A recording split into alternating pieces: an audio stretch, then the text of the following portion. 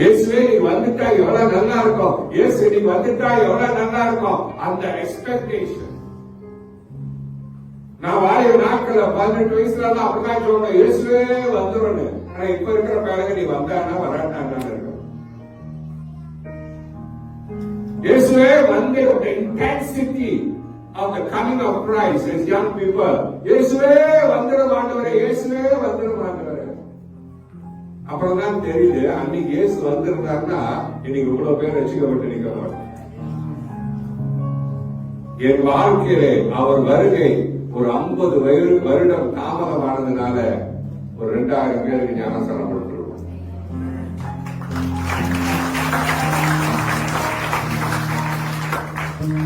இன்னும் அவர் வருகை தாமதமானால், ஆனால் இன்னைக்கு வருவது போல் வாழ வேண்டும்.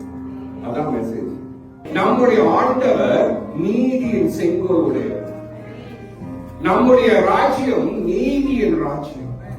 நம்முடைய ஆண்டவர் ஆட்சி பீடத்தில் உட்கார்ந்து அது கைகளிலே நீதியின் செங்கோல் வைத்திருக்கிறார். அவர் எல்லாத்துக்கும் நீதி வழங்குவார். ஒரு நாள் வரும், நாம் தேவன் இந்த பூமியை ஆட்சி செய்வார். அந்த மன்னனுடைய ஆட்சியிலே இந்த பூமியை விளங்கும். அப்போது நீதியாய் அவர் நம்மை நடத்துவார். உயர்வு தாழ்வில்லை, உயர்ந்தவன் பணக்காரன் இல்லை, தாழ்ந்தவன் இல்லை, உயர்ந்த ஜாதி தாழ்ந்த ஜாதி இல்லை, எல்லாத்தையும் சமமாய் நடத்துகிறவர் என் நீதியின் செங்கோலுடைய மன்னவன். கையில கட்டி நன்றி சொல்லு. அவரை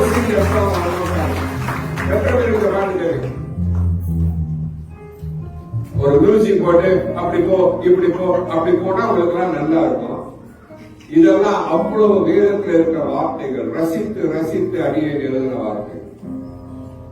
நீதி தவறா மன்னவனே, ஆளுகை செய்யும் நல்லவரே, நீதி தவறு. நீங்க யாரு அதெல்லாம் யோசிக்கிறார்? நம்மள எலெக்ஷன்ல வாடுறோம். ஆப்போசிஷன், ரூலிங் பார்ட்டி, இந்த பார்ட்டி அந்த பார்ட்டி, அதுல யாரு ஜெயிப்பா, யார் பெரியவனா இருப்பான்னுதான் உலகம் ஓடிட்டு இருக்கு. ஆனா என் எஜமா நீதியின் செங்கோல் உடையவர், என் ஆண்டவர் நீதியின் செங்கோல் உடையவர். யாருக்கும் நீதி தவறாத நீதியை வழங்குகிறவர். உன் வாழ்க்கையில அநீதி நடந்திருந்தால், அக்கிரமம் நடந்திருந்தால் கவலைப்படாதே. நீ நேசிக்கிற, நீ ஆராதிக்கிற, நீ தொழுகிற தேவன் நீதி தவறாத மன்னவன். ஒரு நாள் நீதி வழங்கியே தீருவார். That's why I believe in. I don't fight with people. எல்லாத்துக்கும் நான் பெரியவனை சண்டை போட வேண்டிய அவசியம் இல்லை. நீதி தவறுனா தண்டனை உண்டு. பாவம் செஞ்சால் மன்னிப்பு உண்டு. நீதி தவறுனா கண்டிப்பு உண்டு. பாவத்தை மன்னிக்கிற வல்லவர், ஆனால் பாவம் செய்யுங்கள் என்று சொல்லவில்லை. தேவ பயம் வந்துவிட்டால் பாவத்தை கண்டு ஓடுவோம். இயேசு என்று வருவார் என்று அறிந்துவிட்டால் பாவம் செய்ய துணிய மாட்டோம். தேவன் ஒரு காரியத்தை இந்த பூமியிலே செய்ய வேண்டும் என்றால் அங்கு நீதி இருக்க வேண்டும். Mark this word very clearly. So where you perform word truth, நீதி இல்லாத இடத்திலே தேவன் செயல்பட முடியாது. அவ நீதி இல்லாத இடத்திலே தேவன் செயல்பட முடியாது. அவன் தேவன் செயல்பட வேண்டும் என்றால் அங்கு நீதி காணப்பட வேண்டும். நீதி ஒருவன் மனதிலே அவன் தேவனை அறிந்தவனோ அறியாதவனோ, கிறிஸ்துவை விசுவாசிக்கிறவனோ விசுவாசிக்காதவனோ, பூமி முழுவதும் எங்கேயாவது நீதி காணப்பட்டால் பரலோகம் இறங்கும். Okay, I want to establish this before even இயேசு வருவார் இந்த கூட்டிட்டு போயிருவாரு சொல்ல முன்னே முதல்ல இதை எஸ்டாப்ளிஷ் பண்ணுவோம். That's why it's so important. அப்ப பரலோகம் தேவனுடைய ராஜ்யம். சர்ச்சை விட்டுருங்க, டினாமினேஷனை விட்டுருங்க, சிலுவை போட்டதை விட்டுருங்க, காதுல சிலுவை, கழுத்துல சிலுவை, வீட்டுல சிலுவை, படுக்கையில சிலுவை, நீ எதை போட்டாலும் நீ பரலோகம் போக முடியாது. சிலுவையும் சபையும் சர்ச்சும் உன்னை பரலோகம் கொண்டு போகாது.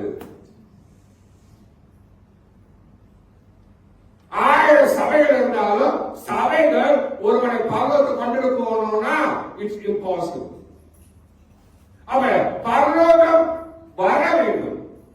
சும்மா நீங்க கூப்பிடுங்கள், ஆண்டவர் வந்து விடுவார், நீங்க சொன்னீங்கள், 40 நாள் உபவாசம் விடுங்கள். பரலோகம் என்கிற ராஜ்யம் சபை அல்ல, பாதிரியார் இல்ல, பாஸ்டர் இல்ல, பிஷப் இல்ல, அதெல்லாம் தூக்கி முதல் குப்பையில போடுங்க. பரலோகம் என்கிற ராஜ்யம் அது ஒரு நாடு, அது ஒரு அரசாங்கம். அந்த அரசாங்கம் பூமியில செயல்பட வேண்டும் என்றால், அது வந்து இறங்கி செயல்பட வேண்டும் என்றால், அங்க நீதி இருந்தால் அது செயல்படாது. மனுஷனை பூமியில உண்டாக்குறதுக்காக மனஸ்தாபப்பட்டது. மனஸ்தாபம் என்கிறது வந்து வெறுக்கல. அதான் interpretation need to be right. ஐயோ ஆண்டவர் ரொம்ப வேதப்பட்டாரு, மனுஷன் எதுக்கு நான் படைச்சேன்னு. ஓ மாதிரி ஏமாறி இல்ல ஆண்டவர்.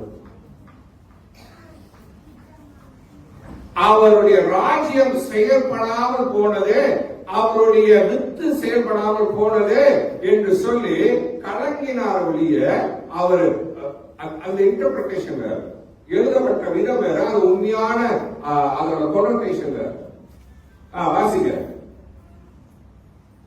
அது அவர் இருதயத்துக்கு விசனமாய் இருந்தது, வேதனையாய் இருந்தது.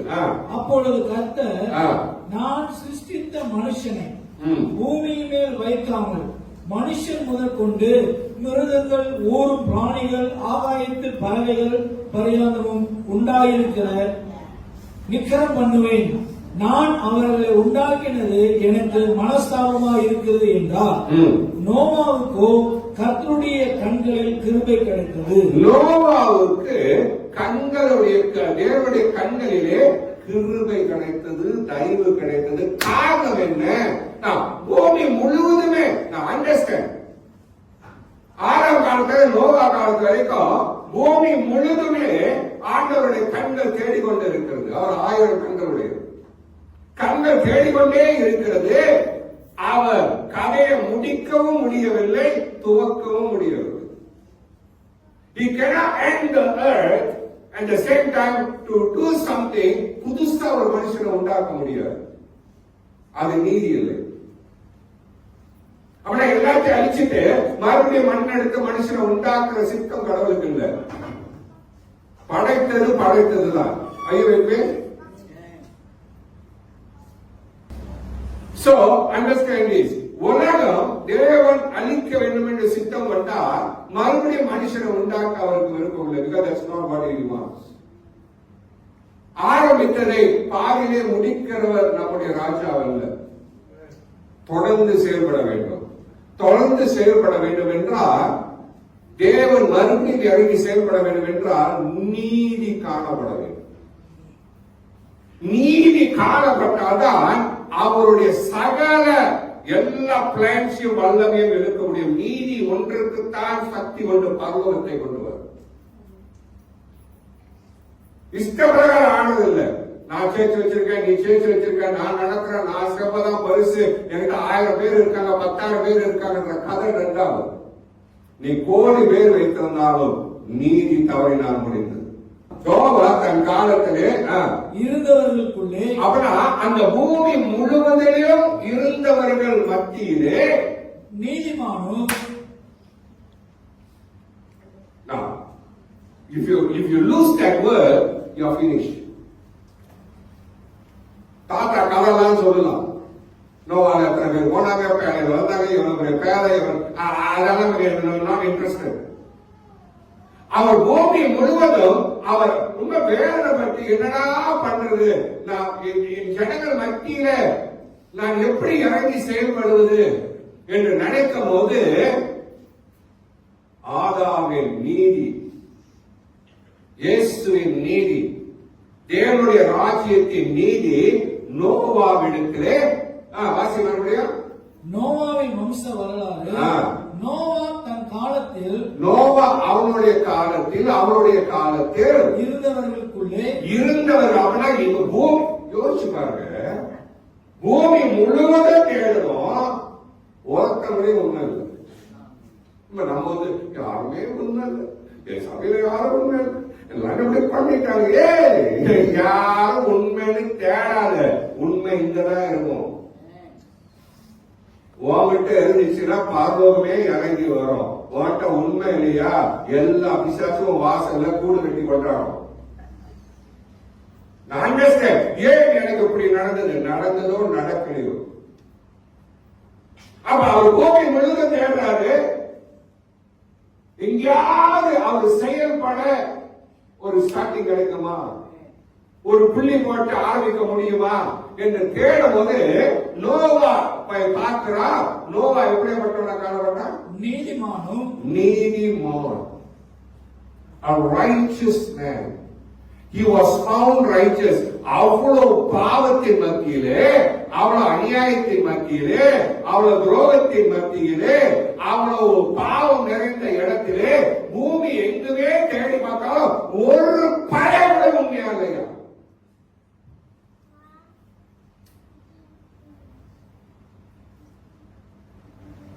பூமி முழுக்க தேடி பார்த்தா ஒருத்தரும் உண்மை இல்லை. நீதியில்லா உள்ளத்தில் எல்லாம் அநியாயமும் கேடும் அக்கிரமும் நிறைந்திருந்தது மனிதனோட உள்ளத்தில். அப்ப தேவன் தேடி பார்க்கும்போது ஒருவனை கண்டார், அவன் நீதிமான். நீதிமானும் உத்தமனுமாய் இருந்தான். நீதிமான் உத்தமன். அவனா அவ்வளவு பாவத்தின் நடுவில், அவ்வளவு அநியாயத்தின் நடுவில், அவ்வளவு கேடின் நடுவிலே தன்னை காத்து கொண்டவன் ஒருவன் இருக்கிறான். தன்னை தீட்டுப்படுத்தாமல் காத்து கொண்டவன் வருகிறான். ஆனால் உலகத்தை குத்தம் சொல்லாதீங்க, சபைகளை குத்தம் சொல்லாதீங்க, யாரையும் குத்தம் சொல்லாதீங்க. நீ உன்னிடத்திலே நீதி காணப்பட்டா பரலோகமே உன் பக்கத்து நிற்கும். ஒரு தயவோட அசைக்க முடியாது. தன் இதயத்தை காத்துக் கொள்கிறவன் பாக்கியம். யாரும் கொடுக்குறாங்க நீதி. இப்போது ஆண்டவர் இறந்துகிறார். உங்க அப்பா உங்க வீட்டு வேலைக்காரன் இப்போது இறந்துகிறார், அப்படி ஏறுகிறார். சாமி பிடிச்சி பிசாசு பிடிச்சி ஆடணும். ரைட்டு தான்.